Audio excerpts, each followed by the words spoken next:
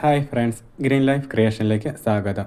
ഇന്ന് ഇരുമ്പൻ പുളിയും കൊണ്ട് അച്ചാർ ഉണ്ടാക്കുന്നത് എങ്ങനെയെന്ന് നോക്കാം.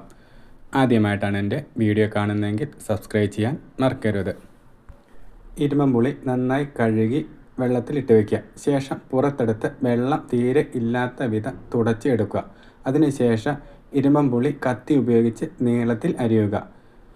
ഇരുമ്പൻ പുളിയിലേക്ക് ആവശ്യത്തിന് ഉപ്പിട്ട ശേഷം ഒരു ദിവസത്തേക്ക് അടച്ച് വയ്ക്കുക. പിറ്റേ ദിവസം ഇരുമ്പൻപുളിയിൽ നിന്ന് വെള്ളം ഊറി വന്നിട്ടുണ്ടാവും. ഒരു പാത്രം ചൂടാക്കി അതിലേക്ക് ജീരകം, കടുക്, ഉലുവ ഇട്ട ശേഷം കടുക് പൊട്ടുന്നത് വരെ ചൂടാക്കുക. ശേഷം ഒരു പാത്രത്തിലേക്ക് മാറ്റി വെച്ച് ചൂടാറിയ ശേഷം മിക്സിയിൽ പൊടിച്ച് മാറ്റുക. കടുക് പൊട്ടി വന്നിട്ട് തീ ഓഫ് ചെയ്യാം. വീഡിയോ ഇഷ്ടമായ ഷെയർ ചെയ്യാൻ മറക്കരുത്. വീഡിയോയെക്കുറിച്ചുള്ള അഭിപ്രായങ്ങൾ കമൻറ്റ് ബോക്സിൽ കമൻറ്റ് ചെയ്യുക.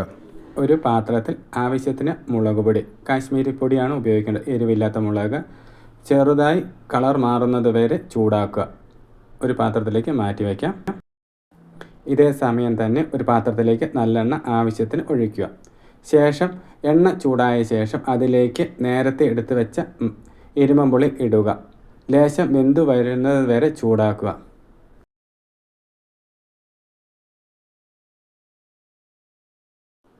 ചെറുതായി വെന്ത് വരുന്ന ഇരുമ്പൻപുളിയിലേക്ക് വറുത്ത മുളക് പൊടി ചേർക്കുക.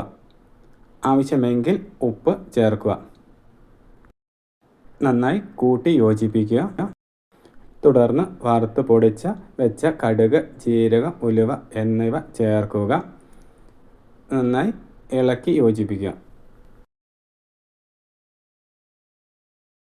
അതോടൊപ്പം ആവശ്യത്തിന് കായപ്പൊടിയും ചേർത്ത് മീഡിയം തീയിൽ വെച്ച് നന്നായി മിക്സ് ചെയ്യുക.